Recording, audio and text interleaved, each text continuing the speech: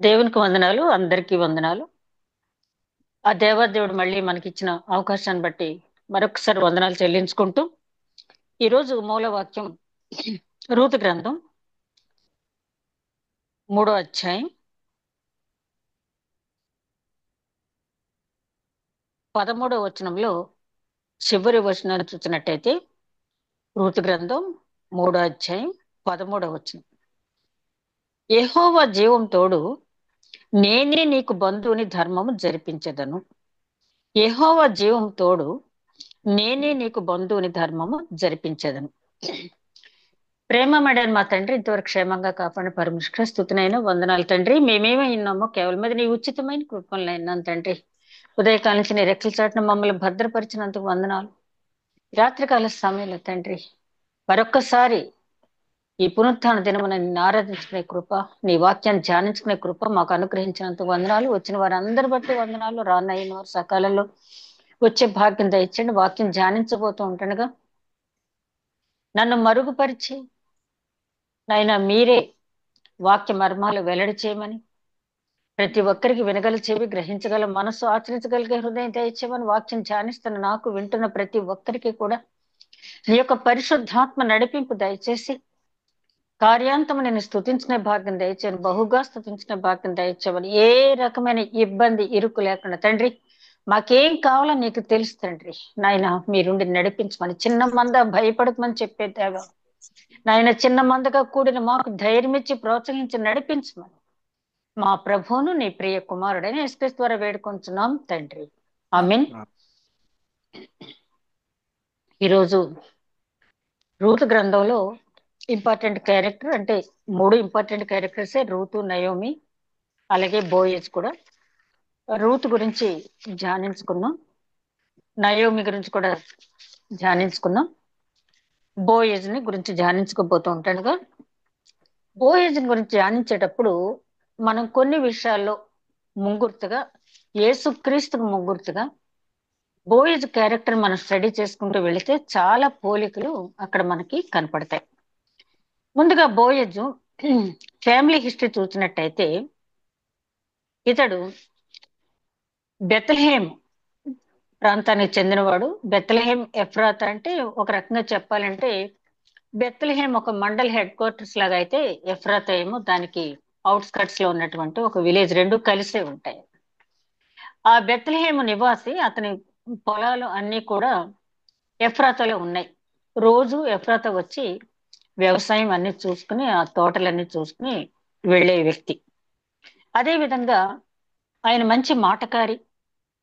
Sanhedrin సభకి member అయిన, అంటే సన్హెడ్రిన్ సభ అంటే యెరూషలేములో ఉన్న సన్హెడ్రిన్ సభ కాదు, కానీ ఇదివరకు మనం జ్ఞాపకం చేసుకున్న ఏంటంటే, మన రాష్ట్రంలో మండలాలు ఎలాగైతే ఉన్నాయో అట్లాగే అక్కడ కూడా కొన్ని మండలాలుగా విభజించి ఆయా ప్రాంతాలకి చిన్న చిన్న సన్హెడ్రిన్ సభలు పెట్టడం జరిగింది. ఈ సన్హెడ్రిన్ సభలో ఉన్న సభ్యులు కొంతమంది ఆ యెరూషలేంలో ఉన్నటువంటి సన్హెడ్రిన్ సభలో సభ్యులుగా ఉంటారు. అట్లాంటి ఆ స్థా ఆ ప్రాంతానికి చెందినటువంటి ఆ సన్హెడ్రిన్ సభలో ఈయన ఒక ఇంపార్టెంట్ మెంబర్ అని ఒక దగ్గర, మన అదే విధంగా అధ్యక్షుడు ఒక దగ్గర కూడా వ్రాయబట్టడం జరిగింది. ఏదేమైనప్పటికీ కూడా ఆ బోయేజ్ గురించి ఎందుకు ప్రస్తావించవలసి వచ్చిందో మనం రూతు గ్రంథం ధ్యానించేటప్పుడు ఇంట్రడక్టరీ పార్ట్ లోనే మనం జ్ఞాపకం చేసుకున్నాం. ఈ గ్రంథకర్త సమూయేలు. ఈ సమూయేలు గారు ఈ గ్రంథాన్ని ఎప్పుడు రచించారంటే, ఆల్రెడీ దావీదు రాచరికానికి పట్టాభిషిక్తుడు కాబోతున్న సమయంలో ఒక చిన్న ఆటంకం వచ్చింది. ఏంటి ఆటంకం అంటే, మరి దావీదు వంశావళి చూస్తే ఒక మోయాబీయురాలు ఉంది, ఆమె పూర్వజనని. అలాగే మరి కొంతమంది చెప్పే ప్రకారం ఏంటంటే, దావీదు తండ్రి అయినటువంటి యెషయి భార్య కూడా మోయాబీయురాలని చెప్తారు. కాబట్టి ఇట్లాంటి వంశాలను తీసుకొచ్చి రాచకం ఇవ్వచ్చా అన్నప్పుడు సమూయేలు గారు ఏం చేశారంటే, పెరెసు దగ్గర నుంచి వరుసగా వ్రాసుకుంటూ వచ్చి, ఆ పెరెసు యూదా ఆ కోడలు తామారు ఒక కనాను స్త్రీ, అక్కడి నుంచి మొదలైంది. కాబట్టి మరి బోయేజు తల్లి రాహాబు ఒక అన్యురాలు, అదే విధంగా బోయేజు చేసుకున్న ఆమె రూతు ఒక మోయాబీయురాలు. అయినప్పటికీ కూడా దాన్ని మనం పరిగణనలు తీసుకోక్కర్లేదు. ఎందుకంటే తండ్రి ఏ కులానికి గోత్రానికి చెందినవాడైతే ఆ పుట్టిన బిడ్డ ఆ కులానికి గోత్రానికి చెందినవాడే అవుతాడు తప్పించి తల్లి ఆ కులం గోత్రం మనం పరిగణనలు తీసుకోక్కర్లేదు, దాని ఆటంకం పెట్టక్కర్లేదని చెప్పి సమూయేలు గారు చక్కగా వ్రాసి ధర్మశాస్త్రం అంతా ఆయన పఠించిన వ్యక్తి కాబట్టి ఆ ధర్మశాస్త్రాన్ని అంతా కూడా వాళ్ళకి విశదీకరించడం జరిగింది. అట్లాంటి సందర్భంలో బోయేజు చరిత్రను కూడా ఆయన చాలా అంటే క్లుప్తంగాను అవసరమైన పాయింట్స్ బోయేజు చరిత్ర ఈ రూతు గ్రంథంలో ఉంది. చాలా మంది చాలా తేలిగ్గా ఏముంది రూతు గ్రంథం అత్త కోడళ్ళ చరిత్ర అంటారు. కొంతమంది అయితే ఇదొక ప్రేమ కావ్యం అంటారు. ప్రేమ కావ్యం అంటే లోక సంబంధమైన ప్రేమ కాదు, కానీ ఒక దేవునికి విశ్వాసకి సంఘానికి మధ్య ఉన్నటువంటి ప్రేమ. ఇది చాలా ఇందులో చాలా ప్రాక్టికల్ అంశాలు ఉంటాయి. ప్రవచనాత్మక గ్రంథం అని కూడా అనొచ్చు. నేనైతే ఇంతకుముందు చాలా సార్లు రూతు గ్రంథం నా చిన్నప్పటి నుంచి చాలా సార్లు చదివాను. కానీ ఆశ్చర్యం ఏంటంటే ఇక్కడ వాక్యాన్ని చెప్పాలి, మెసేజ్ ఇవ్వాలి అన్నప్పుడు ప్రిపేర్ అయ్యేటప్పుడు ఎన్ని అద్భుత అంశాలు బయటపడినాయి అంటే నేను చాలా వరకు తగ్గించుకుంటూ వచ్చాను. చెప్పాలంటే అసలు నాకైతే అనిపించింది రూతు గ్రంథం పూర్తిగా ధ్యానించాలంటే 365 రోజులు కూడా మనకి సరిపో అట్లాంటి వచనాలు ఉన్నాయి రూతు గ్రంథంలో. ఒక్కొక్క క్యారెక్టర్లు రూతులేంటి, నయోమిలేంటి, బోయోజులేంటి, ఆ పరిసర ప్రాంతాలు ఈ గ్రంథ చరిత్రకు ముందు వెనుక చరిత్ర చూసినప్పుడు చాలా ఇంపార్టెంట్ రూతు గ్రంథం అనేది. ఒక మోయాబీరాల్ని 10 తరాల తర్వాత ఒక మోయాబీరాల్ని తీసుకురావటం, తర్వాత ఆమెను యేసుక్రీస్తు వంశావళికి తీసుకెళ్లే సందర్భంగా ఇది చాలా ముఖ్యమైనటువంటి సంఘటన. అలాగే మనం జ్ఞాపకం చేసుకున్నాం కదా, 66 పుస్తకాల్లో బైబిల్లో 2 పుస్తకాలు కేవలం స్త్రీల గురించి కేటాయించబడినాయి. ఆ 2 గ్రంథాల్లో కూడా ఒక గ్రంథమేమో మోయాబీరాల గురించి, రెండో గ్రంథం యూదురాలే ఆమె, ఇస్రాయేలీరాలే ఎస్తేరు, ఆమె గురించి. ఇక చూస్తే బోయస్ గురించి మనం ఈ 4 అధ్యాయాల్లో కూడా చూసినట్టయితే ఒక్కొక్క ఫస్ట్ చాప్టర్ నుంచి కూడా ఆయన పరిస్థితి ఏంటి, బోయేజు యేసుక్రీస్తు వంశావళిలోకి ఎట్లా వెళ్ళాడంటే, యేసుక్రీస్తు వంశావళిలోకి వెళ్ళాడంటే సల్మాను రాహాబు నందు బోయేజును కనెను అని ఉంటుంది కదా, బోయేజు రూతు నందు ఓబేదును కనెను. అక్కడ నుంచి దావీదు వరకు అక్కడి నుంచి వచ్చిన తర్వాత ఇక రాజుల చరిత్రలన్నీ కూడా మనకు కూలంకుషంగా తెలిసినవే. అయితే బోయేజు కేవలము ఒక సన్హెడ్రిన్ సభ అధ్యక్షుడు కావటం వల్ల, లేకపోతే అతనికి ఉన్నటువంటి పేరు ప్రతిష్టల వల్ల, అతనికి ఉన్నటువంటి ఆస్తి వల్ల, లేకపోతే ఒక మోయాబీరాలను చేసుకోవటం వల్ల, ఇట్లాంటి చిన్న చిన్న కారణాల వల్ల బోయేజు ఆ ప్రాధాన్యత సంతరించుకున్నాడంటే కాదు అని చెప్పి మనం నిర్ద్వందంగా చెప్పొచ్చు. మరి ఈ గ్రంథంలో మనం చూసినప్పుడు రూతు గ్రంథంలో మొట్టమొదట రూతు గ్రంథంలో ఆయన ఆయన గురించి చెప్పబడినటువంటి మాట రెండో అధ్యాయం 1వ అధ్యాయం 4వ వచనంలో గమనించినట్టయితే ఆయన పనివారి దగ్గర మాట్లాడినటువంటి మాటలు మనం గమనించినప్పుడు, బెత్లెహేం నుంచి ఎఫ్రాతా వచ్చాడు. ఎఫ్రాతా వచ్చిన తర్వాత ఆయన ముందుగా మాట్లాడినటువంటి మాట 2వ అధ్యాయం 4వ వచనం ఒకసారి చూడండి. 2వ అధ్యాయం 4వ వచనం, 2వ అధ్యాయం 4వ వచనం. బోయేజు బెత్లెహేము నుండి వచ్చి యెహోవా మీకు తోడైండును గాక అని చేనుకోయి వారితో చెప్పగా వారు యెహోవా నిన్ను ఆశీర్వదించును గాక అనేది. Thank you madam. మొట్టమొదటగా బోయేజును మనం ఎంట్రన్స్ లో అంటే బోయేజు ప్రస్తావన వచ్చిన సందర్భంగా మొట్టమొదటి మాట ఏంటంటే, బోయేజు బెత్లెహేం నుంచి వచ్చాడు, వచ్చి పనివారిని చూసి యెహోవా మీకు తోడై ఉండును గాక అన్నాడు. వెంటనే పనివారు ఏమన్నారు, యెహోవా నిన్ను ఆశీర్వదించును గాక. ఎంత చక్కటి ఈ 2 మాటలు చాలా అర్థం వస్తాయి. అంటే పనివారితో బోయేజుకున్న సత్సంబంధం ఏంటి అనేది ఇక్కడ మనకి చాలా స్పష్టంగా అర్థమవుతుంది. అంటే యెహోవా మీకు తోడై ఉండును గాక అని పనివారితో అన్నారంటే, మీకు ఏ రకమైన ఇబ్బంది లేకుండా మీ పని చేసుకోవటానికి దేవుడు అన్ని సౌకర్యాలు మీకు కలుగ చేయను గాక అని చెప్పి వారిని ఆశీర్వదించాడు. వాళ్ళు వెంటనే ఏమన్నారు, యెహోవా నిన్ను ఆశీర్వదించును గాక. అంటే యజమాని ఆశీర్వదింపబడితే వాళ్ళకు కూడా లాభం. అలాగే పనివారు సౌఖ్యంగా ఉంటే యజమానికి లాభం. పరస్పరంగా ఏ రకంగా పని చేయించుకోవాలి, ఏ రకంగా వారి సంక్షేమం చూడాలి అనేది బోయజ్ ఈ మాట అంటే అంత సన్హెడ్రిన్ సభ అధ్యక్షుడు అయ్యుండి, అంత భూస్వామి అయ్యుండి పనివారి దగ్గరకు వచ్చి అంటే ప్రతి మాటలోనూ కూడా అంటే మన బోయేజ్ క్యారెక్టర్ స్టడీ చేసేటప్పుడు ఆయన పలికే ప్రతి మాటలోనూ కూడా దైవ సంబంధమైన మాటే తప్పించి లోక సంబంధమైన మాట ఏది కూడా లేదు. ఫస్ట్ వర్డే చూడండి, ఆయన రాగానే పనివారిని దీవించాడు, వాళ్ళు తిరిగి ఈయన ఆశీర్వదించు, దేవుడు మిమ్మల్ని ఆశీర్వదిస్తాడని చెప్పన్నారు. అంటే పనివారితో సత్సంబంధం కలిగినటువంటి వ్యక్తి. ఆ తర్వాత మనం చూసినట్టయితే అక్కడ రూతును చూశాడు. చూసినప్పుడు ఆ పనివాడిని అడిగాడు, ఎవరు ఈ అమ్మాయి అని చెప్పి అడిగినప్పుడు ఆ పనివాడు చక్కటి సాక్ష్యం ఇచ్చాడు ఆ అమ్మాయి గురించి. ఆమె మోయాబు నుంచి వచ్చిన చిన్నది, ప్రొద్దుటొచ్చి ఇలా పరిగి ఏరుకుంటానని చెప్పి అడిగింది. చాలా శ్రద్ధగా పనిచేస్తుంది. శ్రద్ధగా పనిచేస్తూ ఉన్నప్పుడు మరి ఆ ఆ పని చేయటమే కాకుండా ఆమె ఉదయం నుంచి సాయంకాలం వరకు రెస్ట్లెస్ గా పనిచేస్తుంది, కొంతసేపు మాత్రం ఇంటి దగ్గర ఉండి వచ్చింది అని పనివారు చెప్పారు. సాధారణంగా మామూలు యజమానులు అయితే ఏమంటారంటే, అది సరే, ఈ చేను నాదా నీదా, ఒక స్త్రీ వచ్చి అడిగింది అనుకో, దట్టు మోయాబీరాలు వచ్చి అడిగింది, అడిగినప్పుడు నువ్వేం చేయాలి, మా యజమాని వచ్చిన తర్వాత ఉండు అమ్మ, మా యజమాని పర్మిషన్ తీసుకో, నువ్వు తీసుకున్న తర్వాత నువ్వు పరిగేరుకుంటావో ఏం చేస్తావో అది నీ ఇష్టం, మా యజమాని మేం గనక ఇచ్చినట్టయితే ఆయన ఒప్పుకోడు అని చెప్పి మాకెందుకు వచ్చిన రిస్క్ అని తప్పించుకుంటారు. కానీ పనివాడికి ఇక్కడ బోయేజ్ ఇచ్చినటువంటి ఫ్రీ హ్యాండ్ అనేది మనకి కనపడుతుంది. అంటే నా యజమాని నన్ను అర్థం చేసుకుంటాడు అని పనివాడుకున్న నమ్మకాన్ని బట్టి ఆ స్త్రీని అక్కడ ప్రవేశపెట్టడమే కాకుండా బో ఎంత ఫ్రీగా మాట్లాడుతున్నాడంటే బోయేజ్ దగ్గర పనివాడు మోయాబు స్త్రీ గురించి ఉన్నదంతా కూడా చెప్పాడు. ఇక్కడ మనం చూసినప్పుడు యేసుక్రీస్తు కూడా ఎంత మంది తన దగ్గర, ఆయన ఏమన్నారు, ఈయన సుంకర్లకు పాపులకు మిత్రుడు స్నేహితుడు అన్నాడు.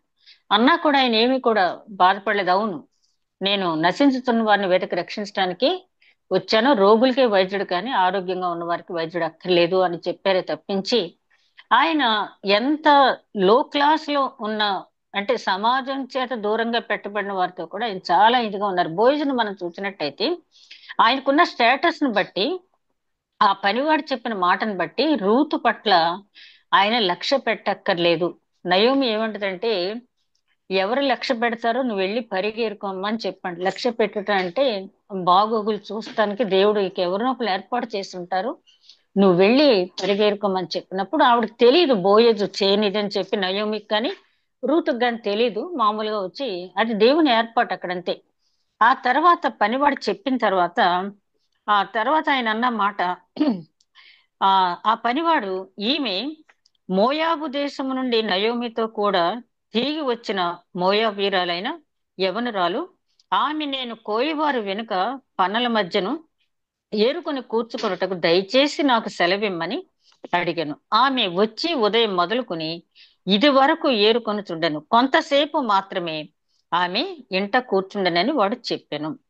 ఆ చెప్పిన తర్వాత ఆలోచించాడు. ఆయన ఆలోచించిన తర్వాత ఆయన ఏమన్నాడంటే, అంటే గొప్ప ఒక అడ్మినిస్ట్రేటర్కి ఉండే లక్షణం అది, ఎవరైనా చెప్పింది వెంటనే వినటం కాదు, ఆ చెప్పిన దాన్ని ఆలోచించేటటువంటి మనసు ఎనుకుందని మనం చెప్పొచ్చు. అప్పుడు బోయేజ్ రూతుతో, నా కుమారి, నా మాట వినుము, వేరొక పొలంలోనికి ఏరుకొనుటకు పోవద్దు, దీనిని విడిచిపోవద్దు, ఇచ్చట నా పనికత్తుల యొద్ద నిలకడగా ఉండుము, వారు కోయి చేను కనిపెట్టి వారిని వెంబడించుము, నిన్ను ముట్టకూడదని యవ్వనస్తులకు ఆజ్ఞాపించి ఉన్నాను, నీకు దాహమైనప్పుడు కుండల యొద్దకు పోయి పనివారు చేదిన నీళ్లు త్రాగుమని చెప్పాను.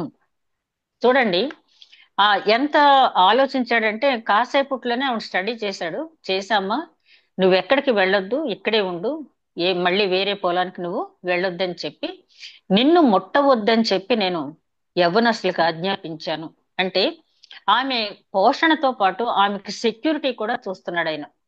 అంటే ఆ ప్రాంతానికి ఒక సన్హెడ్రిన్ సభ అధ్యక్షుడుగా వేరే ప్రాంతాన్ని వచ్చిన స్త్రీకి అక్కడ పరిగెరుకోమని చెప్పడం, ఆ పోషణకు ఏర్పాటు చేయటమే కాకుండా సెక్యూరిటీ కూడా చూస్తున్నాడు. అంటే బోయేజ్ లో ఉన్నటువంటి మన దేవుడు కూడా మన పోషించడం, మేపుము కాయము అంటాడు. కాపరి లక్షణ, కాపరికి అప్పచెప్పేటప్పుడు ఏమంటాడు యేసుక్రీస్తు పేతురుతో, నా సంఘాన్ని కాయుము మేపుము అంటే మనకు కావలసిన పోషణ ఇవ్వటంతో పాటు మన సంరక్షణ కూడా చూసే దేవుడు ఆయన. బోయజును చూసినప్పుడు నాకైతే అదే అనిపించింది. అప్పుడు ఆమె సాయిగిలి పడి తల వంచుకుని, ఏమి తెలిసి పరదేశనైన నాయందు లక్ష్యం ఉంచినట్లు నీకు కటాక్షము కలిగును అని చెప్పగా, బోయజు ఆవిడ వెంటనే సాగిలి పడింది, అయ్యా నేను ఎవరో తెలీదు, నేను వేరే దేశం నుంచి వచ్చాను.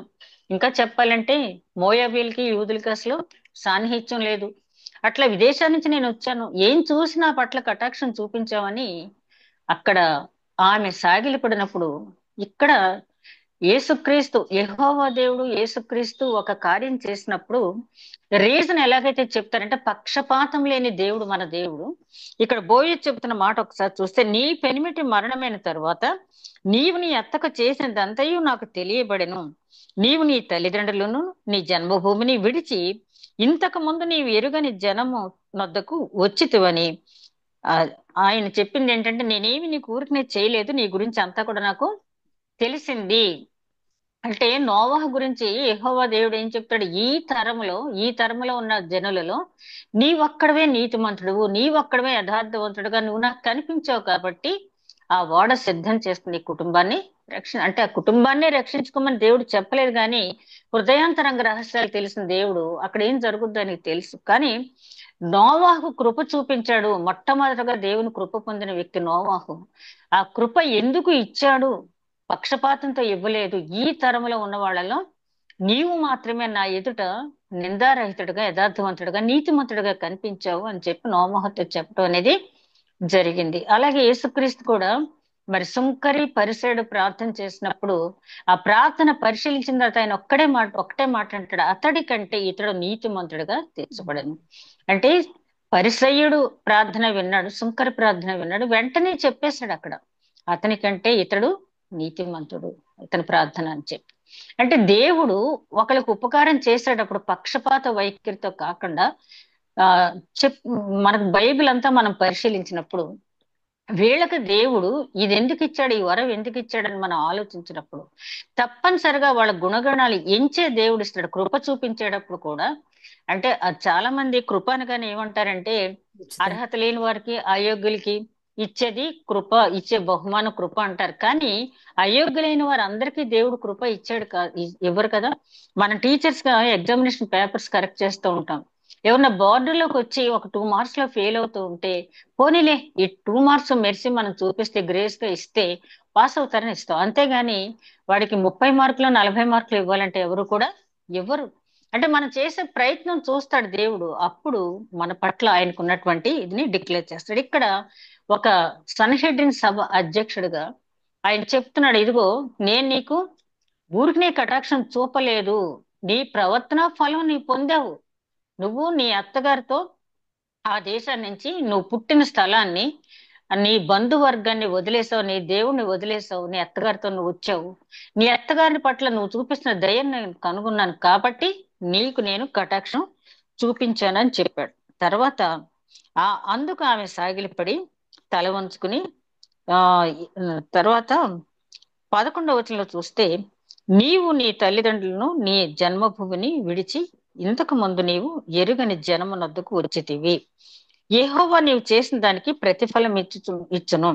ఇశ్రాయేలు దేవుడైన యెహోవా రెక్కల క్రింద సురక్షితంగా ఉండినట్లు నీవు వచ్చితివి. ఆయన నీకు సంపూర్ణమైన బహుమానం ఇచ్చనని ఆమెకు ఉత్తరం ఇచ్చాను. ఇక్కడ కూడా చూడండి, నేనేదో నీకు చేశాను, నా సంగతి ఇక్కడ చుట్టుపక్కల ఉన్న అందరికీ తెలుసు, నేను ఎంత దయాదాక్షిణ్య పూర్ణో తెలుసు, నేను ఎంత కరుణాశీలనో తెలుసు, నేను అందరికీ ఎట్లా చేస్తానో తెలుసు, నా దాతృత్వం ఇంత అంతానని చెప్పుకోలేదు. కానీ ఆయన వెంటనే ఏమంటున్నాడంటే, నువ్వు యెహోవా రెక్కల కిందకు వచ్చావు, సురక్షితంగా ఉండటానికి యెహోవా రెక్కల కిందకు వచ్చావు, నీవు చేసిన దానికి యెహోవా ప్రతిఫలం ఇస్తాడు. అంటే నేనేదో చేయటం కాదు, కానీ ఈ ఇవ్వాలనే బుద్ధి దేవుడే నాకు పుట్టించాడు. నీ ప్రవర్తన బట్టి, నీ ప్రవర్తన ఫలాన్ని నువ్వు పొందుతున్నావు తప్పించి నేను చేసింది ఏమీ లేదు. ఈ రోజుల కాపర్లు మనం చూస్తే చాలా మంది చిన్నది ఏదైనా ఒక ప్రార్థన ఫలితం వచ్చేటప్పటికి నేనంటే ఏమనుకున్నారు, నేను ఇలా చేయి పెట్టి ప్రార్థన చేయగానే స్వస్థత వచ్చింది, నేను మాట అనగానే స్వస్థత వచ్చింది, నాకున్నటువంటి పరిశుద్ధాత్మ నడిపింపు ఇలా ఉంది అలా ఉందని చెప్పి దేవుణ్ణి మహిమపరచకుండా వాళ్ళు మహిమపరుచుకుంటూ ఉంటారు. కానీ బోయేజ్ని ఇక్కడ చూసినప్పుడు ఎంతో గొప్ప కార్యం చేశాడు. మోయాబీయులను కరుణించాడు, కటాక్షం చూపించాడు, ఆమెకు ఆహారం చూపించాడు, ప్రొటెక్షన్ ఇచ్చాడు. అంత మాత్రమే కాకుండా ఆమె గురించి ఒక మంచి సాక్ష్యం చెప్తున్నాడు. నేను ఊరికనే ఇవ్వలేదమ్మా, నీ ప్రవర్తన బట్టే నేను ఇచ్చాను. నువ్వు ఎక్కడికో రాలేదు, యెహోవా రెక్కల కిందకి సురక్షితంగా ఉండటానికి నువ్వు వచ్చావు. నీ దేవతల్ని నీ దేవుల్ని వదిలిపెట్టుకుని వచ్చావు. ఇక్కడ నీవు వచ్చింది యెహోవా రెక్కల కిందకు వచ్చావు కాబట్టి నువ్వు సురక్షితంగా ఉంటావు అని చెప్పినప్పుడు ఆయనలో ఉన్నటువంటి దైవ భక్తిని మనం చూడవచ్చు.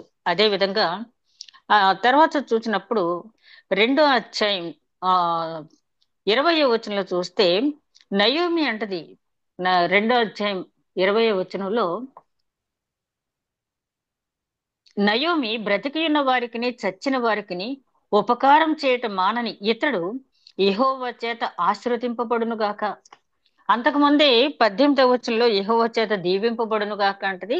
అలాగే బోయేజ్ గురించి అంటే ఎవరో తెలియక ముందేమో నీకు ఇంత చేశాడు కాబట్టి అతను దీవింపబడతాడని చెప్పాను. తర్వాత బోయేజ్ అని తెలిసిన తర్వాత ఇతను చచ్చిన వారికి బ్రతికిన వారికి కూడా మేలు చేయటం మానని వ్యక్తి కాబట్టి యెహోవా ఇతన్ని ఆశీర్వదిస్తాడని చెప్పి, అంటే నయోమికి బంధువే కాబట్టి బోయేజ్ గురించి బాగా తెలుసు కాబట్టి, అంటే బ్రతికిన వారికి చచ్చిన వారికి మేలు చేసేవారు ఎవరు మనకి?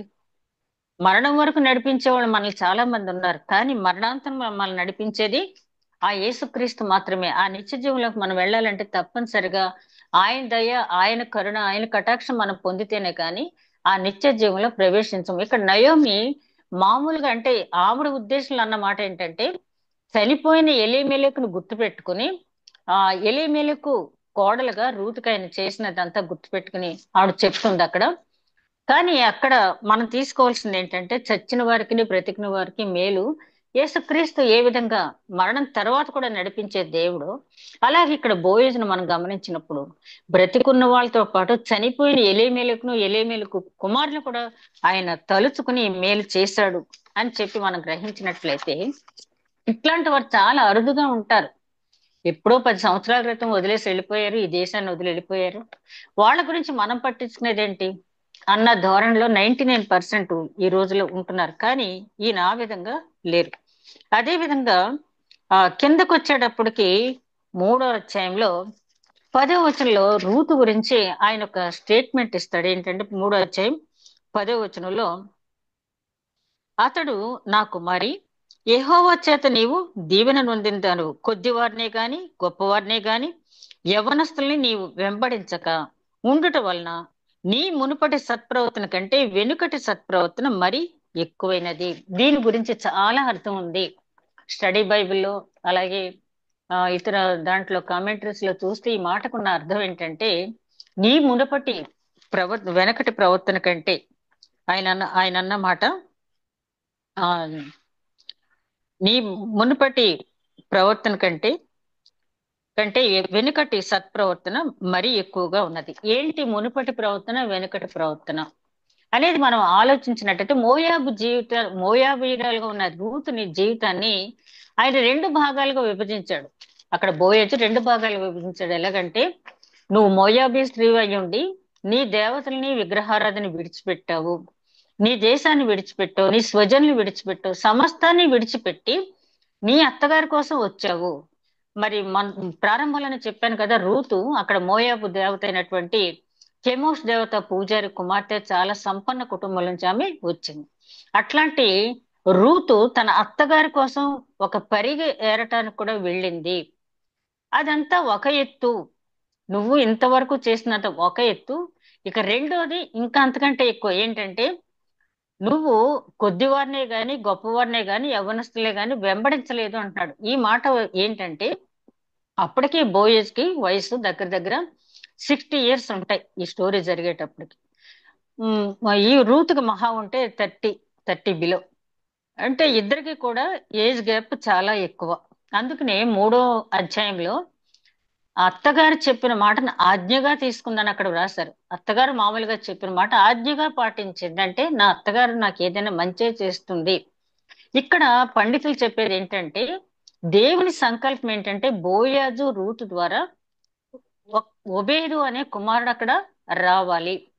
కాబట్టి వాళ్ళు ఈ లోక సంబంధమైనటువంటి వివాహం, ఆ లోక సంబంధమైనటువంటి కోరికలతో వాళ్ళు చేసుకున్న వివాహం కాదు. కానీ ఇద్దరిలో ఉన్న ఆలోచన ఏంటంటే రూతు సంతానం పొందాలి, ఆ సంతానం దైవికమైనది. వాళ్ళకి తెలియదు యేసుక్రీస్తు వంశావళికి వాళ్ళు వస్తున్నారని. కానీ వాళ్ళిద్దరిలో ఉన్నటువంటి మంచి ఆలోచన ఏంటంటే అటు బోయేజ్ చాలా సంపన్నుడు. ఆ 60 years లో కూడా ఒక మంచి అమ్మాయిని చేసుకునే స్తోమత అతనికి ఉంది. అప్పట్లో బహుభార్యత్వం కూడా ఏమీ తప్పేమీ కాదు.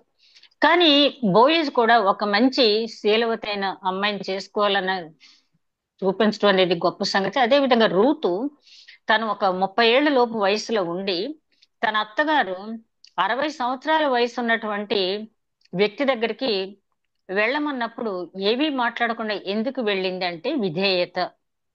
ఆ విధేయత చూపి వెళ్ళింది కాబట్టి ఆమె ఆ యేసుక్రీస్తు వంశావళికి వెళ్ళగలిగింది. ఇక్కడ వెనకటి ప్రవర్తన, మునుపటి ప్రవర్తన, తర్వాత వెనకటి ప్రవర్తన, మునుపటి ప్రవర్తన అంటే రూతు జీవితంలో ముందు జరిగిందంత ఒక ఎత్తు అయితే బోయేజు దగ్గరికి వెళ్ళి బోయేజుతోనే ఉండును అని అత్తగారు చెప్పినప్పుడు ఏమీ మాట్లాడకుండా విధేయత చూపించడం అనేది అది గొప్ప సంగతి. అందుకని అంటారు కదా, the crown and the glory of life is character.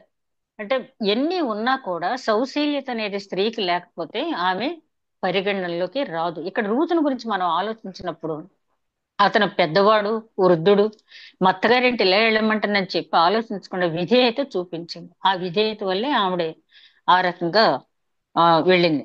అదే విధంగా ఆ తర్వాత 10-11 వచనాల్లో ఆ ప్రవర్తన గురించి చెప్పిన తర్వాత ఇంకో మాట కూడా అంటాడు. మా జనం అందరికీ తెలుసు, జనులందరూ నిన్ను యోగ్యురాలు అనుకుంటున్నారు. నీ ప్రవర్తన కంటే వెనుకటి సత్ప్రవర్తన మరీ ఎక్కువైంది. కాబట్టి నా కుమారి భయపడకుము, నీవు చెప్పినదంతయు నీకు చేసేదను. నీవు యోగ్యురాలు అని నా జనులందరూ ఎరుగుదురు. ఇంకో మాట కూడా అంటున్నాడు, నేను ఎందుకు నిన్ను చేసుకుంటున్నాను, ఎందుకంటే నేను ఒక సన్హెడ్రిన్ సభ అధ్యక్షుని అయ్యుండి ఇతరులు వేలెత్తి చూపే పని నేను చేయకూడదు. నీ ప్రవర్తన అంతా చాలా మంచిది, నువ్వు దేవుని చేత దీవింపబడిందాను, నీ అత్తగారు దయ పొందావు, దేవుని దయ పొందావు. అలాగే నా చుట్టుపక్కల ఉన్న జనం కూడా నీ గురించి ఒక గొప్ప సాక్ష్యం పలుకుతున్నారు. ఏంటంటే నువ్వు యోగ్యురాలు అని జనులు అంటున్నారు. కాబట్టి నువ్వేం భయపడకు, నీకు జరిపించవలసిన బంధు ధర్మం నేను జరిపిస్తానని చెప్పి చెప్తూ ఉన్నారు. నేను నిన్ను విడిపించగలవాడును మాట వాస్తవమే. అయితే నీకు నాకంటే సమీప బంధువు ఒకడున్నాడు. ఈ సమీప బంధువు గురించి కూడా మరి వ్యాఖ్యాతలు ఏం చెప్పారంటే, ఇక్కడ మనకు తెలుసు ఈ 4వ అధ్యాయానికి వచ్చేటప్పటికి బోయేజ్ అంటాడు రూతుతో, నాకు విడిపించడానికి ఏం అభ్యంతరం లేదు, కానీ నీకు నాకంటే సమీప బంధువు ఒకడున్నాడు. ఆ సమీప బంధువు విడిపించినట్టయితే సరే, లేనట్టయితే ఇందాక మూలవాక్యం మనం తీసుకున్నాం కదా 13వ అధ్యాయుల మాట, అతను గనక విడిపించడానికి రిజెక్ట్ చేసినట్టయితే యెహోవా జీవము తోడు, నేను నిన్ను విడిపిస్తాను. అంత ప్రమాణం చేయవలసిన అవసరం బోయేజుకు లేదు. కానీ తను నమ్మిన వచ్చిన స్త్రీ పట్ల చూపించేటటువంటి మన దేవుడు నమ్మదగిన వాడు, మాట ఇచ్చి తప్పని వాడు కదా. బోయేజు జీవితాన్ని కూడా మనం చూసినప్పుడు ముందు అది చాలా రిస్క్ విడిపించడం అనేది. కానీ ఆమె స్థితిని చూసి అక్కడ మాట ఇస్తున్నాడు, నీకు సమీప బంధువు ఉన్నాడు, అతను విడిపిస్తే సరి, విడిపించకపోతే యెహోవా జీవంతోడు నేనే నిన్ను విడిపిస్తాను అని చెప్పి. సరే, ఆ తర్వాత 4వ అధ్యాయం ప్రారంభంలో చూస్తే బోయేజు పురద్వారం నద్దుకు పోయి అక్కడ కూర్చుండగా, ఈ పురద్వారం అనే మాట వచ్చినప్పుడు అబ్రహాము తన భార్య అయినటువంటి శారా పోయినప్పుడు ఆమెకు సమాధికి భూమి కావాలన్నప్పుడు ఆ హివ్వీల దగ్గర కొనటానికి అడగటానికి వెళ్ళినప్పుడు ఆ పురద్వారం దగ్గర వెళ్ళి ఒక 10 మంది పెద్దల మధ్య అక్కడ సాగిలపడే ఆ ఊరి పెద్దను అడుగుతాడు కదా. అదే ఇక్కడ కూడా బోయేజు చేస్తున్నాడు. పురద్వారం దగ్గరికి వెళ్ళి ఒక 10 మంది పెద్దలను తీసుకెళ్ళాడు. అతనే పెద్ద, కానీ నాకు అధికారం ఉంది కదా అని అధికార దుర్వినియోగం ఏమీ చేయకుండా అతను పెద్ద. అందుకని యేసుక్రీస్తు కూడా ఎప్పుడు కూడా మీరు సత్యవంతులుగా ఉండటం మాత్రమే కాదు, లోకంలో కూడా మీరు సత్యవంతులను సాక్ష్యం పొందాలి. మీ సత్క్రియలు చూచి పరలోకమందున దేవుడు మహిమపరచబడాలి. కాబట్టి వారి ఎదుట మీ వెలుగును ప్రకాశింపనివ్వడని అని చెప్పి ఆయన అనటం అనేది జరిగింది. అదే విధంగా ఇక్కడ చూసినట్టయితే 10 మంది పెద్దలను తీసుకువెళ్ళాడు బోయేజు. తీసుకువెళ్ళిన తర్వాత ఆ సమీప బంధువు, అంటే ఇదంతా చదవక్కర్లేదు మనకంతా, ఆ సమీప బంధువు అనే అతను ఆ పురద్వారంలో నడిచి వెళ్తున్నాడు. వెళ్ళినప్పుడు బోయేజు పిలిచాడు అతన్ని, ఓయ్ ఇట్రా, ఇక్కడ కూర్చొని నీతో మాట్లాడాలని పిలిచాడు. అతను మరి బోయేజ్కున్న స్టేటస్ ని బట్టి మరు మాట్లాడకుండా వచ్చి అక్కడ కూర్చున్నాడు. ఏంటి సంగతి అంటే, ఇలా మన వంశీకుడైనటువంటి ఎలీమెలెకు కుటుంబం ఆ మోయాబ్ దేశానికి వెళ్ళిపోవడం నీకు తెలుసు కదా. వాళ్ళు ఆఫ్టర్ 10 years 10 సంవత్సరాల తర్వాత వాళ్ళు రిక్త హస్తాలతో ఇక్కడికి వచ్చారు. వాళ్ళకి తినటానికి ఏమీ లేదు కాబట్టి వాళ్ళకు ఉన్నటువంటి స్వాస్థ్యాన్ని అమ్మేయాలనుకుంటున్నారు. తర్వాత ఎలాగో బ్రతకొచ్చు, ముందు అమ్మగా వచ్చిన డబ్బులతోటని బ్రతకొచ్చు అనుకున్నారు. ఎందుకంటే ఇద్దరు లేడీస్ కదా, ఇద్దరు స్త్రీలు, వాళ్ళు ఎలాగో తోటకెళ్ళి వ్యవసాయాలు చేయడం అది కుదరదు కాబట్టి ఆ స్వాస్థ్యాన్ని అమ్మదలుచుకున్నారు. కాబట్టి మనకున్న రూల్ ప్రకారం ఏంటంటే, ఆ స్వాస్థ్యం అమ్మినప్పుడు ఎవరైతే దగ్గర బంధువు, సమీప బంధువు, ఆ వంశానికి చెందినవాడు, సమీప బంధువు ఎవరైతే ఉంటారో వాళ్ళే దాన్ని కొనాలి. వాళ్ళు కొని చనిపోయిన అతని పేరున అది కంటిన్యూ అవ్వాలి. దాని ఫల సాయం అతను కొంత తీసుకోవచ్చు, ఈ బ్రతుకున్న భార్యకు కూడా ఇవ్వాలి. ఆ తర్వాత అతనికి ఆమెతో సంసార ధర్మాన్ని జరిపించాలి. పుట్టిన కుమారుడికి మరి అది స్వాస్థ్యం చెందేలాగా ఉంచాలి అని చెప్తాడు. అప్పుడు ఆ సమీప బంధువు ఏమంటాడంటే, బాబు నేను ఆ స్వాస్థ్యాన్ని, పొలాన్ని అయితే నేను విడిపించగలను, పొలాన్ని అయితే నేను కొనుక్కోగలను, కానీ ఆ మోయాబీరాలైన రూతు నేను పరిగ్రహించలేను, వివాహం చేసుకోలేను. నాకున్న స్వాస్థ్యం కూడా పోవచ్చు. ఈ రూతుని, మోయాబీరాలైన స్త్రీని చేసుకుని నేను వెళ్ళినట్టయితే నాకున్న స్వాస్థ్యం కూడా పోవచ్చు అని తన తన తన అశక్తత వెల్లడి చేశాడు. వెల్లడి చేశాడు.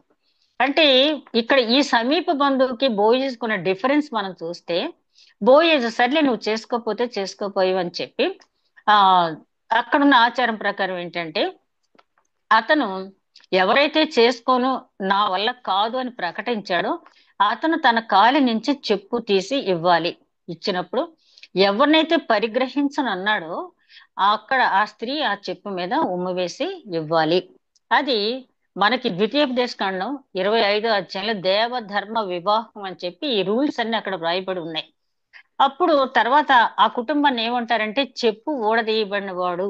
అంటే ఇతను తన వంశాన్ని నిలవబెట్టడానికి ధైర్యం చేయలేకపోయినటువంటి పిరికివాడు, చెప్పు ఊడదీయబడిన వాడు అని చెప్పి అతన్ని మాట్లాడటం అనేది జరుగుద్ది. అయితే ఆ రెండో ఆ సమీప బంధువు ఏమంటాడంటే, నీ ఇష్టం బాబు, నువ్వేమనుకున్నా పర్వాలేదు, కానీ నేను ఆ రిస్క్ మాత్రం తీసుకోను అంటాడు. చెప్పు తీసి ఇస్తాడు. దాని మీద ఉమ్ము వేసి ఇచ్చిన తర్వాత వెళ్ళిపోతాడు. వెళ్ళిన తర్వాత బోయేజ్ అప్పుడు పెద్దలతో అంటాడు, ఇదిగో ఈ నయోమికి సమీప బంధువైనటువంటి అతని పేరైతే ఈ గ్రంథంలో రాయబడలేదు, అతను ఈ రిస్క్ తీసుకుంటే దీన్ని నేను నెరవేర్చలేను అన్నాడు. రిజెక్ట్ చేశాడు, తిరస్కరించాడు. కాబట్టి అతని తర్వాత సమీప బంధువు నేనే కాబట్టి నేను నయోమి చేతిలోంచి ఆ పొలం విడిపించుకుంటున్నాను. At the same time Ruth చేతిలోంచి ఆ పొలాన్ని విడిపించుకుంటున్నాను. అలాగే రూతుని నేను వివాహం చేసుకుంటున్నాను అని చెప్పి అన్నాడు. ఇక్కడ మనం గమనించినప్పుడు పండితులు దీని గురించి రాసింది ఏంటంటే, ఈ సమీప బంధువునేమో ధర్మశాస్త్రంతోటిని, బోయేజ్ని యేసుక్రీస్తు పోల్చడం అనేది జరిగింది. ధర్మశాస్త్రం ఎంతసేపు కూడా దానికి శిక్ష విధించడం, లేకపోతే అనుకున్న రూల్స్ చెప్పడం వరకే గాని అంతకు మించి విమోచించే అధికారం మాత్రం ధర్మశాస్త్రానికి లేదు. ఒక థర్మామీటర్ లాగా మనకి ఫేవర్ వస్తే ఎంత ఫేవర్ ఉందని చెప్పడం, లేకపోతే ఒక ఎక్స్రే లాగా మనకున్న లోపాన్ని చెప్పడం, ఒక స్కానింగ్ లాగా మనకున్న లోపాన్ని చెప్పడం వరకే ధర్మశాస్త్రం చేయగలదు. కానీ విమోచించే పని అంటే ఆ రోగ నిర్ధారణ చేయటం వరకే గాని ఆ రోగాన్ని తగ్గించే వైద్యుడు చేసే పని ఆ ధర్మశాస్త్రం చేయలేదు. ఈ పరమ వైద్యుడని యేసుక్రీస్తు ఆ ధర్మశాస్త్రం చేయలేని పని ధర్మశాస్త్రం అనుసరించి చేశాడు. ఆయన అంటాడు కదా 5వ అధ్యాయంలో, మత్తయి సువార్త 5వ అధ్యాయంలో, నేను ధర్మశాస్త్రాన్ని కొట్టివేయటానికి రాలేదు. ఆయన కొండ మీద ప్రసంగం చేసినట్టే యూదులు పరిశీలి తలకిందులు అయిపోయి ఇంకేముంది ధర్మశాస్త్రాన్ని ఇచ్చేసేస్తున్నాడు, వచ్చేసేస్తున్నాడు, బురద జల్లటాన్ని చూస్తే యేసుక్రీస్తు వెంటనే ఆకాశం గతించిన, భూమి గతించిన, అందులో ఒక్క పొల్లు కూడా పోదు, ధర్మశాస్త్రాన్ని నెరవేర్చడానికే వచ్చాను కానీ దాన్ని కొట్టివేయటానికి నేను రాలేదు అని చెప్పాడు. ఇక్కడ సమీప బంధువు ధర్మశాస్త్రం పాత్ర పోషిస్తే, బోయేజ్ ఏమో యేసుక్రీస్తు పాత్ర ఇక్కడ. అంటే ధర్మశాస్త్రం ఎంతవరకు కూడా ఆ ధర్మానికి కట్టుబడి ఉండటం వరకే చెప్పొద్దు మనకి. ఒకవేళ అన్అవాయిడబుల్ సర్కమ్స్టెన్స్ లో ఆ ధర్మాన్ని మరి మీరినట్టయితే ఏ రకంగా విమోచింపబడాలి, పాప క్షమాపణ, రక్షణ అనేది ఆ ధర్మశాస్త్రం అనేది లేదు. ఇక్కడ బోయేజ్ ఏం చేశాడంటే ఒక మోయాబీయురాలు చేసుకోవటం వల్ల ఒకవేళ ఏమైనా రిస్క్ వచ్చినా దాన్ని కూడా తను తీసుకోవడానికి సిద్ధపడి వెంటనే రూతును చేసుకోవటానికి అతను ఇష్టపడి ఆ పెద్దలతో చెప్తున్నాడు, ఇదిగో సమీప బంధువు తీసుకోవటానికి ఒప్పుకోలేదు, ఆ తర్వాత సమీప బంధువైన నేను రూతుని వివాహం ఆడుతున్నాను, దీనికి మీరే సాక్షి అన్నాడు ఆ 10 మందితో. అంటే తనకున్న అధికారాన్ని దుర్వినియోగం చేయలేదు. అంటాడు కదా పేతురు, ఆ మల్కోని అతని చెవి నరికినప్పుడు యేసుక్రీస్తు సిలువ వేసే సందర్భంలో ఆ చెవి నరికినప్పుడు యేసుక్రీస్తు అంటాడు, ఎందుకు పేతురా పనిచేసావు, నా తండ్రిని నేను అడిగితే 12 సేనా వ్యూహాలు నా దగ్గరికి పంపించడా ఆయన. అంటే ఏదైనా ధర్మం ప్రకారం జరగాలి, బల ప్రయోగం జరగకూడదు. ఇక్కడ బోయేజ్ కూడా తనకున్న పవర్ని బట్టి రూత్ని చేసుకోవచ్చు, ఆ పొలాన్ని కూడా ఒక్క క్షణంలో కొనుక్కోవచ్చు. కానీ అంత ధర్మం ప్రకారం ధర్మశాస్త్ర నెరవేర్పు యేసుక్రీస్తు ఏ విధంగా అయితే చేశాడు, ఇక్కడ బోయేజ్ కూడా సేమ్ అలాగే ఆ ధర్మశాస్త్ర నెరవేర్పు చేసి రూత్ని పరిగ్రహించాడు. పెద్దలు అంటారు, నువ్వు చేసింది చాలా మంచి పని, నీ వంశం పెరెస్సు వంశంలాగా అక్కడి నుంచి తీసుకొచ్చారు వాళ్ళు, పెరెస్సు తామారు వంశంలాగా అభివృద్ధి చెందుద్ది. రాహేలు లేయ వలె ఏమి ఆశీర్వదింపడదు. రాహేలుని ఎందుకు ముందు పెట్టారు వాళ్ళు? ప్రతిదీ ఆలోచించవలసిన పరిశుద్ధ గ్రంథంలో లేయ ముందు భార్య కదా, పెద్ద భార్య కదా. వాళ్ళు రాహేల్ని ఎందుకు ముందు పెట్టారు అంటే వాళ్ళు కూర్చున్నది బెత్లెహేం ఎఫ్రాతా ప్రాంతం. వాళ్ళు యాకోబు తిరిగి తన స్వదేశానికి వచ్చేటప్పుడు మార్గ మధ్యలో రాహేల్ చనిపోయినప్పుడు ఆ బెత్లెహేం ఎఫ్రాతా ప్రాంతంలో రాహేల్ సమాధి చేశారు. ఇప్పటికీ కూడా సమాధి అక్కడ ఉంది. అనేక మంది టూరిస్టులు వెళ్ళి దాన్ని చూసి ఫోటోలు తీసుకుని వస్తూ ఉన్నారు. కాబట్టి ఆ ప్రాంతం వాళ్ళకి రాహేల్ అంటే గొప్ప, ఆ ప్రాంతం వాళ్ళకి రాహేల్ అంటే గొప్ప, ఎందుకంటే రాహేల్ సమాధి అక్కడ ఉంది కాబట్టి. అందుకని వాళ్ళు రాహేలు వలె లేయ వలె నీవు ఆశీర్వదింపడతావు. అది ఇంకోటి కూడా ఉంది కదా, బెత్లెహేం ఎఫ్రాతా నుంచి యేసుక్రీస్తు వస్తాడని. కాబట్టి వాళ్ళు రాహేలు జ్ఞాపకం చేసుకున్నారు, రాహేలు వలె లేయ వలె నీ సంతానం అభివృద్ధి చెందుద్ది అని చెప్పి వాళ్ళు ఆ వంశాలను కూడా అక్కడ ప్రకటించడం అనేది జరిగింది. ఇదంతా మనం చదివినప్పుడు ఆ బోయేజు జీవితాన్ని మనం పరిశీలించినప్పుడు అధికార దుర్వినియోగం చేయలేదు, జడ్జిమెంట్ ఇచ్చేటప్పుడు తన మన భేదం లేకుండా రూత్కి ఒక స్త్రీ, అందమైన స్త్రీ నా చేలోకి వచ్చింది కాబట్టి నేనేది ఇచ్చానని కాకుండా నీ ప్రవర్తన బట్టి, యేసుక్రీస్తు కూడా అంతే కదా, మన అందచందాలు, మన ఆస్తులు, మన వంశావళులు చూడరు కదా. పౌలు గారు అంటారు తిమోతికి రాసిన మొదటి పత్రికలో, మితిలేని వంశావళులు నువ్వు లెక్కలో తీసుకోవద్దు, కల్పన కథలు నువ్వు లెక్కలో తీసుకోవద్దు. అలాగే యేసుక్రీస్తు కూడా మన జీవితాన్ని, మన క్రియలని, దేవుని పట్ల మనకున్న విశ్వాసాన్ని చూచి ఆయన కృప ఇచ్చి మనల్ని ఆ తీర్పు సింహాసనం నుంచి నిత్య జీవంలోకి ఆయన ప్రవేశపెడతాడు. కాబట్టి ఇక్కడ బోయేజ్ కూడా చెప్తున్నాడు, నీ అందచందాలను బట్టో నీ వయసును బట్టో కాదు, కానీ నీ ప్రవర్తన బట్టి, నువ్వు నీ అత్తగారి పట్ల ప్రవర్తించిన ప్రవర్తన బట్టి నీ పట్ల నేను కటాక్షం చూపించాను అని చెప్పి. రెండో విషయంలో కూడా నువ్వు యెహోవా రెక్కల కిందకి వచ్చావు అన్నాడు. ఇదిగో బోయేజ్ అనే నా దగ్గరికి వచ్చావు, నిన్ను ఇక్కడ ఎవరు ముట్టుకోవడానికి వీల్లేదు, అసలు నా పేరు చెప్తేనే గడగడలాడిపోతారు, కాబట్టి నీకేం భయం లేదని చెప్పలే బోయేజ్. చాలా చక్కటి మాట చెప్పాడు, నువ్వు సురక్షితంగా ఉండేటట్టు యెహోవా రెక్కల కిందకి వచ్చావు, యెహోవా నీకు నిన్ను దీవించునని చెప్పాడు. దైవభక్తి కూడా కనపడుతుంది అక్కడ. అదే విధంగా ధర్మశాస్త్ర నెరవేర్పులో కూడా తన అధికారాన్ని దుర్వినియోగం చేయకుండా సమీప బంధువుకు అవకాశం ఇచ్చాడు. సమీప బంధువుకు అవకాశం ఇచ్చింది అది. అందుకనే పౌలు గారు అంటారు కదా, అది ఒక బాల శిక్ష లాంటిది ధర్మశాస్త్రం అనేది.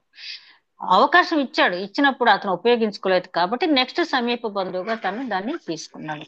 అలాగే బోయేజ్ జీవితంలో ఇంకో ప్రాముఖ్యమైన సంఘటన ఏంటంటే, సొలొమోన్ కట్టినటువంటి దేవాలయంలో పరిశుద్ధ స్థలంలో 2 స్తంభాలు ఉన్నాయి. ఆ స్తంభాల గురించి ఎంత వర్ణన ప్రొద్దుట చదివాను నేను. రాజుల మొదటి గ్రంథం 7వ అధ్యాయం 21వ వచనంలో ఉంది. ఆ 7వ అధ్యాయం అంతా కూడా స్తంభాల గురించి వివరించబడింది. దాని మీద చెక్కిన లతలు కానివ్వండి, దాన్ని ఖర్చు పెట్టిన ఖర్చు, అల్లికలు అన్ని కూడా చాలా చక్కగా వర్ణించబడి, చాలా శ్రద్ధ పెట్టి చేయించాడు సొలొమోన్ మహారాజు వాటిని. ఆ స్తంభాలు పరిశుద్ధ స్థలం మంటపానికి కుడి పక్కన ఒకటి, ఎడమ పక్కన ఒకటి పెట్టాడు. కుడి పక్క స్తంభానికేమో యాకీను అనే పేరు పెట్టాడు, ఎడం పక్క స్తంభానికి బోయేజు అని పేరు పెట్టాడు. ఎడం పక్క స్తంభానికి బోయేజు. చూడండి, పరమార్థ జ్ఞాని అటువంటి సొలొమోన్ మహారాజు తన కట్టించిన దేవాలయంలో, పరిశుద్ధ ఆలయంలో ఉన్నటువంటి ఆ పరిశుద్ధ ప్రాంగణంలో ఉన్నటువంటి 2 స్తంభాల్లో ఒక స్తంభం పేరు బోయేజు అని పెట్టాడంటే సొలొమోన్ గారు ఎంత ప్రాముఖ్యత బోయేజ్కి ఇచ్చారో మనకు అర్థమవుతుంది. ఇక్కడ ఆయన ప్రవర్తన బట్టి, అంటే చరిత్ర అంతా కూడా, బోయేజు చరిత్ర అంతా కూడా తెలుసుకున్నటువంటి సొలొమోన్ మహారాజు ఇతను మామూలు మనిషి కాదు, ఇతను ఆర్డినరీ పర్సన్ కాదు, కాబట్టి నేను తగిన ప్రాధాన్యత నేను కట్టిన దేవాలయంలో ఇవ్వాలని చెప్పి ఆ రకంగా ఆ స్తంభం మీద ఆయన పేరు రాశాడు. కానీ దేవుడు పరలోక రాజ్యంలోనే ఆయన ఒక మూలకంబంగా చేశాడు. యోహాను, పేతురు, యాకోబుల్ని ఏమంటాడు పౌలు గారు? వీళ్ళు సంఘానికి మూలకంబములు అంటాడు, మూల స్తంభాలు. మనం దేవుని ఆజ్ఞ ప్రకారం నడుచుకుంటూ ఈ లోకంలో వీళ్ళు పిల్లర్స్ రా ఈ సంఘానికి, లేకపోతే దేవుని కార్యంలో చేయడంలో వీళ్ళు పిల్లర్స్ అని జనం మన గురించి చెప్పుకుంటే, దేవుడు ఆయన రాజ్యంలో మన ఒక పిల్లర్ గా ఉంచుతాడంటానికి సొలొమోను కట్టిన దేవాలయంలో బోయజ్ పేరు ఉండటం, ఆ తర్వాత ఆయన యేసుక్రీస్తు వంశావళిలో బోయజ్ వెళ్ళటం మనం చూస్తాం. అదే విధంగా ప్రవర్తన ఫలం అనుకున్నాం కదా, ఎవరి ప్రవర్తన ఫలాన్ని బట్టి వారికి దేవుడు ఈ మూడు క్యారెక్టర్స్ లో కూడా మరి రూతుకి ఇచ్చాడు. మోయాబీ స్త్రీ అయినప్పటికీ ఆమెకున్నటువంటి విశ్వాసాన్ని పరీక్షించాడు. మరి సురేఫెనిక స్త్రీని ఏమన్నాడు? అమ్మా నీ విశ్వాసము గొప్పది అన్నాడు. అలాగే రూతు విశ్వాసాన్ని కూడా చూచి ఆయన ఆ వంశాలకు తీసుకురాడు. ఇక నయోమిని చూస్తే, నయోమికి అంతా తెలుసు, ధర్మశాస్త్రం అంతా తెలుసు, మనుషుని స్టడీ చేయడం తెలుసు, అన్నీ తెలుసు నయోమికి. ఆమె పేరు ప్రసన్న అని అర్థం, మాధుర్యం అని అర్థం కొన్ని చోట్ల నా ఇష్టం అని అర్థం. తన ప్రవర్తన మీద దేవుడికి అధికారం ఇవ్వకుండా తన ఇష్టానుసారంగా ప్రవర్తించింది. దానివల్లే మరి నిజంగా చెప్పాలంటే అక్కడ అదేంటి ఆ స్థానం ఎవరిది? రాహాబు స్థానంలో నయోమి ఉండాలి కదా, మరి రూత్ అత్తగారు కదా, కానీ ఈవిడ మిస్ అయిపోయింది. అక్కడ రాహాబు వెళ్ళింది, దేవుని ఏర్పాటు. అలాగే మనం చూసినట్టయితే బోయజ్ ను కూడా మనం చూసినప్పుడు అధికార దుర్వినియోగం గాని పక్షపాతం గాని లేకుండా ఎంత చక్కని జీవితం అతను జీవించాడు, దానికి తగిన ప్రతిఫలం ఇక్కడ లోకంలో భూమి మీద సొలొమోన్ దేవాలయంలో ఓ స్తంభం మీద పేరు ఉంటుందంటే మామూలు విషయం కాదు. ఆ తర్వాత ఆ వంశావళిలోకి వెళ్ళిపోయాడు. ఈ ముగ్గురు కూడా ఎవరి ప్రవర్తన ఫలాన్ని వాళ్ళు పొందారు. అదేవిధంగా ఇంకో మాట కూడా మనం జ్ఞాపకం చేసుకోవాల్సింది ఏంటంటే, పుట్టుక అనేది మన చేతిలో లేదు. పుట్టుక ఎక్కడ పుడతాం మనకు తెలియదు, ఏ వంశంలో ఎక్కడ పుడతాం మనకు తెలియదు, కానీ మరణించే టైంకి మనం ఎట్లా ఉంటాం అనేది మనం నిర్ణయించుకోవాల్సింది. నువ్వు ఎలా మరణిస్తావో నువ్వు నిర్ణయించుకో, నీ నోరే నీకు తీర్పు చెప్పుద్ది అంటాడు యాకోబు గారు.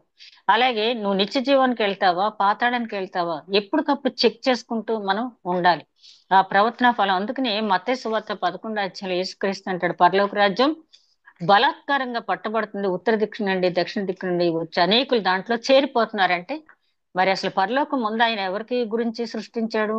ఆ ఇశ్రాయేలీల గురించి. సొలొమోన్ మహారాజు అంటాడు కదా, దేవుడు తన బిడ్డల కోసం ఏర్పాటు చేసినటువంటి పరలోకం చూసి నేను ఆనందించానంటాడు. అట్లాంటి ప్లేస్ లోకి అసలు మోయాబ్ స్త్రీకి ఎంట్రన్స్ లేదు, కానీ ఆమె యొక్క విశ్వాసాన్ని బట్టి అక్కడ స్థానం సంపాదించుకుంది. ఇక్కడ మనం నేర్చుకోవాల్సిన, స్త్రీ అయినా పురుషుడైనా ఏ జాతికి చెందినా కూడా దేవుని పట్ల విశ్వాసం ఉండాలి. ఆయన అజ్ఞానుసారంగా విశ్వాసం మాత్రమే కాదు, విశ్వాసపు క్రియలు చేయాలి. అవసరమైతే దేనికైనా కూడా దేవుని కోసం సిద్ధపడి త్యాగానికి సిద్ధపడాలి. నేను మొన్న ఒక చిన్నది షార్ట్ చూస్తున్నాను, అందులో పాస్టర్ గారు ఇద్దరు పిల్లలు నిలబడి ఉన్నారు. అంతలోకి యేసుక్రీస్తును వ్యతిరేకించే వాళ్ళు వచ్చి ఈ పాస్టర్ గారితో అంటారు, యేసుక్రీస్తు దేవుడు కాదు, నేను ఇప్పటివరకు చెప్పినవన్నీ కూడా అబద్ధాలే, నువ్వు ఒప్పుకో, లేకపోతే నీ ఇద్దరు బిడ్డల్ని నీ కళ్ళ ఎదురుగుండా నేను కాల్చేస్తానని చెప్పాను. ఆయన చాలా ఆటవిక జాతికి చాలా సర్వీస్ చేశాడు, కానీ వాళ్ళు ఏమి అప్పటి వరకు కూడా పెద్దగా నమ్మలేదు. అయితే పాస్టర్ గారు అంటారు, మీరు ఏం చేసుకుంటారనేది మీ ఇష్టం, నేను మాత్రం ఆ మాట నా నోటితో నేను చెప్పలేను. చెప్పలేవు అని చెప్పి ఇద్దరు పిల్లల్ని ఆయన కళ్ళ ఎదురుగుండానే కాల్చేశాను. పాస్టర్ గారు, ఇప్పటికైనా నువ్వు జ్ఞానోదయం తెచ్చుకో, భార్య ఉంటే మరి కొంతమంది పిల్లల్ని కలగవచ్చు. ఇప్పుడు నీ భార్య నీ కళ్ళెదురుగుండానే షూట్ చేస్తాము, నీ భార్యను సంరక్షించాల్సిన బాధ్యత నీకు లేదా? నీ పిల్లల్ని సంరక్షించాల్సిన బాధ్యత లేదా? ఏంటి వాళ్ళని అలా చెప్పేస్తున్నావు అంటే, దేవుడే చూసుకుంటాడు వాళ్ళని. భార్యని చంపేశారు. ఆ తర్వాత ఇప్పటికైనా చెప్పు, ముగ్గురిని పోగొట్టుకున్నాం అన్న తర్వాత ఎప్పటికీ చెప్పు నేనంటే పాస్టర్ గారిని కూడా చంపేశారు. చంపేసిన తర్వాత అప్పుడు ఆ చుట్టుపక్కల గ్రామస్తులంతా కూడా దాదాపు 5,000 మంది ఒకేసారి రక్షణ పొందారు. అంటే విశ్వాసంతో పాటు విశ్వాసపు క్రియ కూడా. ఎప్పుడో మనం షడ్రక్ మెషక్ అబేద్నెగోలు అనుకుంటున్నాం, దానియేలు అనుకుంటున్నాం, కానీ ఈ రోజులో కూడా అనేక మంది హతసాక్షులు అయిపోతున్నారు. హతసాక్షుల గురించి మనం ప్రార్థన చేయవలసిన అవసరం ఎంతైనా ఉంది. పరలోక రాజ్యం పట్టబడుతుందంటే ఇదే. ఎవరి కోసం? మొదటి వారు కడపటి వారు, కడపటి వారు మొదటి వారు. అంటే అసలు మనం ఇక్కడ చూసుకుంటే ఎవరు వెళ్ళాలి ముందు? బోయేజు వెళ్ళాలి, నయోమి వెళ్ళాలి. బోయేజ్ ఎలాగ వెళ్తాడు? నయోమికి అవకాశం పోగొట్టేసుకుంది ఆమె ఇశ్రాయేలీ వంశంలో జన్మించినప్పుడు. అదే విధంగా దేవుని ఏర్పాటు అనేది మొట్టమొదటి నుంచి ఈ గ్రంథంలో మనం గమనించినట్టయితే, అక్కడికి వెళ్ళిన వెంటనే 3వ వచనంలోనే ఎలీమేలెకు చనిపోయాడు. ఎందుకు అని నేను ఇవాళ మళ్ళీ మొదటి అధ్యాయం దగ్గర నుంచి స్టడీ చేస్తూ ఉంటే, అవును, ఎలీమేలెకు చనిపోకపోతే తన కుమారులిద్దరిని మోయాబ్ స్త్రీలు చేసుకోవడానికి ఆయన పర్మిషన్ ఇవ్వడు. ఎందుకంటే ఎలీమేలెకు గురించి కూడా నేను చదివాను. ఆయన కూడా ఆర్డినరీ పర్సన్ కాదు, మంచి నిష్ఠాగరిష్టమైనటువంటి ఇశ్రాయేలీయుడే. కాబట్టి తండ్రి బ్రతుకుంటే ఈ ఇద్దరు మోయాబీలు చేసుకోరు. మోయాబ్ స్త్రీ ఇక్కడ రావాలి. ఎలీమేలెకు పాత్ర అంతవరకే. దేవుడు ఎలీమేలెకుని అక్కడ తీశాడు. తర్వాత ఇద్దరు కొడుకులు ఎందుకు చనిపోవాలి? ఒక కుమారుడు ఉండవచ్చు, ఉంటే ఏమవుద్ది? దేవధర్మ వివాహం ప్రకారం ఒక మరిది గాని బావగారు కానీ బ్రతికి ఉన్నవాడు ఆ విధవరాలైనటువంటి స్త్రీకి దేవధర్మ వివాహం ప్రకారం సంతానాన్ని ఇవ్వాలి. అప్పుడు ఆ సంతానం ఇక్కడ పనికిరాదు. కాబట్టి దేవుడు ఆ ఇద్దరిని అక్కడ తీసేయటం జరిగింది. అంటే దేవుని ఏర్పాటు అనేది ఎలా జరిగింది అనేది. అలాగే ఒక్కొక్క క్యారెక్టర్ ఆయన చేసుకుంటూ వచ్చాడు. అదే విధంగా కొంతమంది పండితులు ఈ గ్రంథాన్ని చదివినప్పుడు ఈ ముగ్గురు క్యారెక్టర్స్ ని 3 విధాలుగా వారు భావించడం, అదే 3 రకాలుగా వారు చెప్పడం జరిగింది. ఏంటంటే, నయోమి పరిశుద్ధాత్మ నడిపింపు ఎక్కడి నుంచి? మోయాబు నుంచి యూదా ప్రాంతానికి వచ్చే వరకు ఆత్మ నడిపింపు వాళ్ళకి ఇచ్చింది. అంతవరకే. అంటే అంతవరకు ఉంది, తర్వాత లేదంటే జీవితాంతం పరిశుద్ధాత్మ నడిపింపు ఏ మనిషికి ఉండదు. దాన్ని తగినట్టుగా మనం ప్రవర్తించాలి. మన పాత నిబంధన గ్రంథంలో చూస్తే అప్పుడప్పుడు కాసేపు ఆత్మ వచ్చింది, వాళ్ళ ఆత్మానుసారంగా నడిచారు. మొట్టమొదటి రాజు అనేటువంటి సౌలు మీద కూడా ఆత్మ వచ్చింది. రాజుల గ్రంథం సమూయేలు గ్రంథం 10వ అధ్యాయంలో అక్కడ క్రొత్త మనసు వచ్చింది సౌలుకి అంటారు. కానీ తర్వాత మళ్ళీ మామూలు అయిపోయాడు. చివరి వరకు పరిశుద్ధాత్మ నడిపింపు ఉండాలంటే, పరిశుద్ధాత్మ మనతో ఉండాలంటే దానికి తగిన జీవితం మనం జీవించాలి. అంతేగాని ఒక్కసారి ఆత్మ వచ్చింది కదా అని జీవితాంతం మనతో పరిశుద్ధాత్ముడు ఉంటాడని మనం చెప్పడానికి వీల్లేదు. కాబట్టి నయోమి ఎంతవరకు అంటే రూతుని ఇక్కడ నడిపించే వరకు, దేవుని పట్ల విశ్వాసం కలిగించే వరకు నయోమి పరిశుద్ధాత్మ పాత్ర పోషించింది. ఇక రూతు విషయానికి వస్తే ఆమెను సంఘంతో పోల్చారు. రూతు పని ఏంటంటే ఒక సేవకుని ఆ సేవకునికి జన్మించి ఆమె తప్పుకోవటమే. తర్వాత చివరి వచనాలు చూస్తే రూతు ప్రస్తావన ఉండదు మనకి. ఇక బోయేజ్నేమో యేసుక్రీస్తు పోల్చడం అనేది జరిగింది. అలాగే రూతుకి బోయేజ్కి పుట్టినటువంటి కుమారుడి పేరు ఓబేదు. ఓబేద్ అంటే అర్థం సేవకుడు అని అర్థం. నయోమితో ఏమంటారంటే, నీకు పోషకుడిని ఇచ్చాడు దేవుడు అంటారు. రైట్, పోషకుడు సేవకుడు కూడా. అంటే అంతవరకు ఉన్న వాళ్ళంతా కూడా ప్రవక్తలు రాజులే చూశారు. ఇక్కడి నుంచి వచ్చేటప్పటికి సేవకుడు. అందుకనే యెషయా గ్రంథంలో 53వ అధ్యాయంలో యేసుక్రీస్తుని శ్రమ సేవకుడు అంటారు కదా. ఆ సేవకుడు అనే పదం ఇక్కడి నుంచి మొదలైంది, ఓబేద్ దగ్గర నుంచి. అలాగా తరతరాలు దావీద్ వరకు, దావీద్ తర్వాత చివరి వరకు యేసుక్రీస్తు ఆ వంశాల నుంచి వచ్చే వరకు కూడా మనకందరికీ కూడా తెలిసింది. ఈ రూతు గ్రంథం గురించి ఎంత ధ్యానించినా కూడా మనం ముఖ్యంగా తెలుసుకోవాల్సిన అంశం ఏంటంటే, మోయాబీయురాలు అయిన స్త్రీ ఆ యూదా ప్రాంతానికి వచ్చింది, ఆ బెత్లెహేం ఎఫ్రాతా ప్రాంతానికి వచ్చింది. ఆమె దేవుణ్ణి విశ్వసించింది, హత్తుకుంది, దాని ఫలితాన్ని పొందుకుంది. చెంచల మనస్కురాలైనటువంటి నయోమి అన్నీ తెలుసుండు కూడా, ఎరిగి చెడిపోతేవి మనసు అంటారు కదా, అలాగ అన్నీ తెలుసుండు కూడా తను పొందవలసిన స్థానాన్ని పొందలేదు. బోయాబును చూస్తే ఆయన ఫ్రమ్ ది బిగినింగ్ చివరి వరకు ఒకే క్యారెక్టర్ లో ఉన్నాడు. ఎక్కడ కూడా హెచ్చు తగిలినవి లేవు. ఒక విశ్వాసి స్థిరమైన విశ్వాసంతో, నిలకడగా ఉండే విశ్వాసంతో ఎలాగైతే సాగిపోయాడో జీవితకాలం అలాగే సాగిపోయాడు. అందుకనే కదా అంటాడు, అంతం వరకు సహించిన వాడికి నేను కిరీటం ఇస్తానంటాడు. అట్లాంటి కిరీటం బోయేజు పొందాడు. ఈ గ్రంథం ద్వారా మనం తెలుసుకోవాల్సింది ఏంటంటే, మనం బానే ఉన్నాం అనుకుంటాం, ఎక్కడ మనం దేవుని ఆజ్ఞకి వెనుకాడుతాం ఒక్కసారి మనం పరీక్షించుకుని మన అల్టిమేట్ గోల్ మనం రక్షింపబడ్డం. మనం చాలాసార్లు నేను గుర్తు చేస్తాను, 3 స్టేజెస్. ఒకటి రక్షింపబడుట, అదే విధంగా శుద్ధీకరించబడుట, నిత్య జీవ ప్రవేశం. Salvation, sanctification, glorification. మనం రక్షింపబడిన వారు ప్రస్తుతం ఉన్న సెకండ్ స్టేజ్ లో ఉన్నాం. శుద్ధీకరింపబడుతున్న స్థాయిలో మనం ఉన్నాం. ఈ శుద్ధీకరించేటప్పుడు దేవుడు మనల్ని శుద్ధీకరించిన వెంటనే మళ్ళీ లోక సంబంధమైన మైలు అంటించుకుంటూ ఉంటే ఇంకెంతసేపు శుద్ధీకరణే సరిపోద్ది. ఆయన కడబూరం రోగేటప్పటికి మన పిక్చర్ పూర్తిగా అవ్వదు.